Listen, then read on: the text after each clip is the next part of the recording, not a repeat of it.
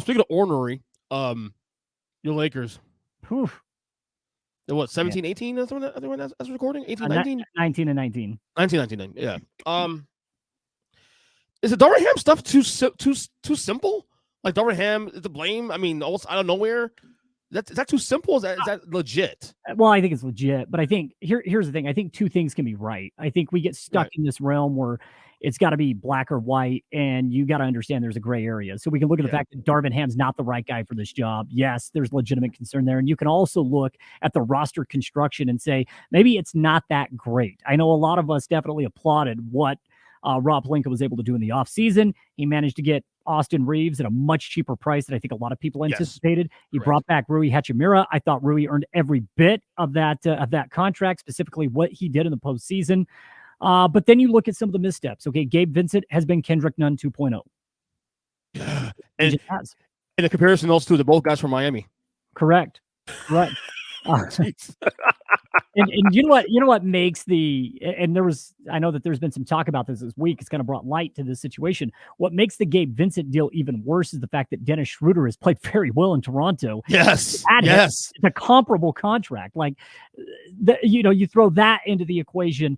But no, I think you can look at it from both perspectives. Is it all Darvin Ham? No. Is he a part of the problem? Absolutely. Just watch Laker basketball. There's no rhyme or reason to a lot of things that are happening as far as there was going to be a minute restriction for LeBron. He's averaging like 35 minutes a game right now.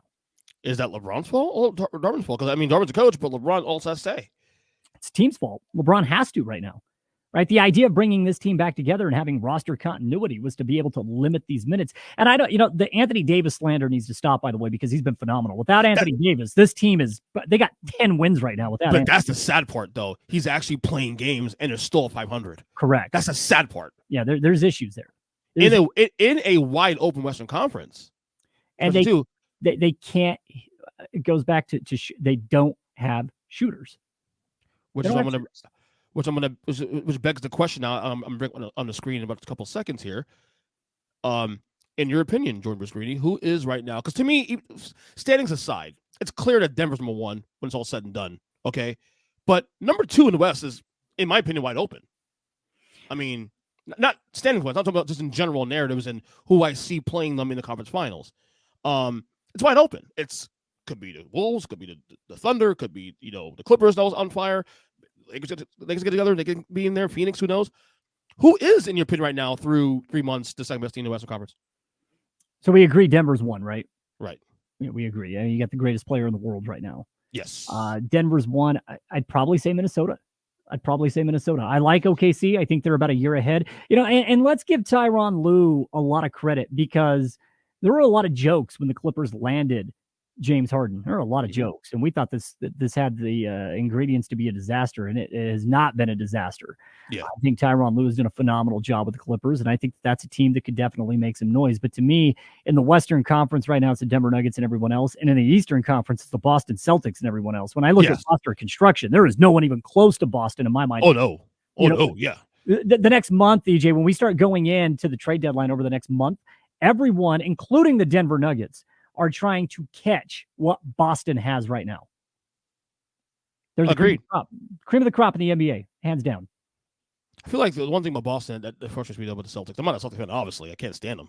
But is that as good as the team is, I still haven't seen the next level for Jason Tatum. The next level. Like, I feel like he's a top 10 player. He should be a top 5, maybe a top 3 player in the league, but he's not because I feel like there's something missing. That dog. Is that Yeah, it's funny you mentioned that. We bring James Hollis. I know you know James. Yes, of course. Yeah, he's phenomenal, by the way. Yes. We bring James on the show weekly to talk NBA basketball, and James is a big Celtics fan, and his biggest drawback has been, okay, do we have the dog, right? Paraphrasing, but I mean, he wants to know, okay, it looks great on paper, but do we have it when they get to the postseason? And I do believe that that's a fair concern. However, 9 times out of 10, I'm going to take the most talented team, and that's Boston, and I think they're deeper. I think the construction is beautiful, right? So being a Laker fan, I think if you're a Laker fan out there, it's going to pain you, but you just got to get a heavy dose of reality. Let's stack the 2 rosters up. Yeah. The LeBron era in LA has not been great, EJ. It hasn't. You ready to get out of it, aren't you? I'm ready. I'm ready to get out of it. I am. Mm-hmm. It to me, because again, we had this conversation on my show last week. How many coaches LeBron have been fired under LeBron James? So we have Mike. Well, Mike Brown was technically fired under him because technically Mike Brown did get fired before he left to Miami. It did. Blatt was fired. Blatt was fired. Who's the guy? Who's the first coach he had in LA? Luke Walton. Luke Walton was fired. And then someone else recently. Vogel was fired after winning the title, for the record. And Darvin Ham, it's to me, he's on borrowed time.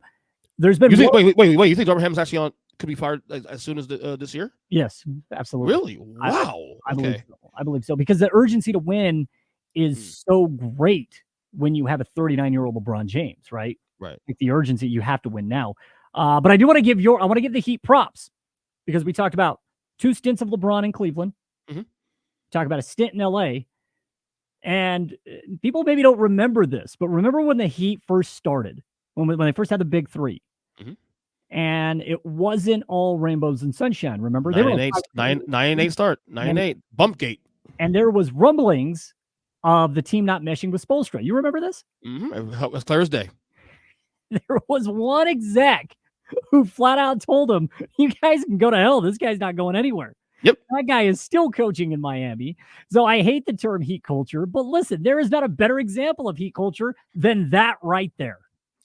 There's not a better example of it. I did a thing over the summer on the podcast about like how, look, I understand why LeBron left Miami to go to Cleveland. I totally get it. Sure. But I felt like he cheated himself from a basketball perspective, out of probably more rings and stability in Miami. That's a fair argument. I think that the idea of stability kind of went out the door at that point in time because then we started seeing this in cycles. What was he? 4 years in Miami, right? Yeah, 4. Yeah, 4 years in Miami. So, and I've been telling Laker fans this a lot. If you think LeBron's going to retire a Laker, why? What makes you think this? What makes you think that LeBron is going to be loyal to the Laker organization? I'd like to know. To me, it's not the Laker organization. It's his family life, right? Right. I mean, you know this as well as anyone. You change, your needs change, your desires change as you grow a family, right? Your family's needs now become your top priority. I think his family's comfortable in LA. Mm-hmm. To me, that's not loyalty to the Laker organization.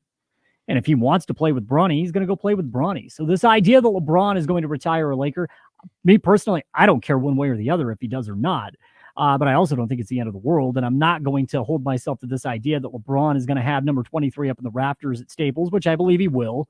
Mm-hmm. Do I believe he deserves to? Yeah, I do. I mean, he's accomplished a lot individually, but I do believe the overall time frame in LA has been a failure because you brought LeBron James to the most illustrious franchise in professional sports in North America. Correct. And we have one championship to show for it. In the bubble, which I think was difficult. No, I'm with you. I give him full credit. For winning in the bubble. But again, the idea, bringing a guy that is just so polarizing. We're talking about the first billionaire athlete in the NBA, right? Mm-hmm. I mean, this is one of the greatest of all time. I don't want to get into where people rank him. I don't really care where you boring. I know, boring. Stupid. I don't care. He's one of the greatest to ever play this game. And you brought him to this market and you have produced one championship with a guy in Anthony Davis who, in my mind is I don't think there's really a debate. Anthony Davis is a top 7 guy in the league right now. I don't think when healthy, absolutely. Yeah. And I also think that the front office has bumbled a few things. We go back to the season where the Lakers were looking to repeat. Anthony Davis doesn't go down. It's probably a gentleman's sweep against Phoenix. They had complete control of that series until AD went down. Yeah. And then we just saw a huge roster changeover after that particular series. So I think the front office has really fumbled the LeBron situation. And I don't know how much LeBron is to blame for that. I don't think anyone really does.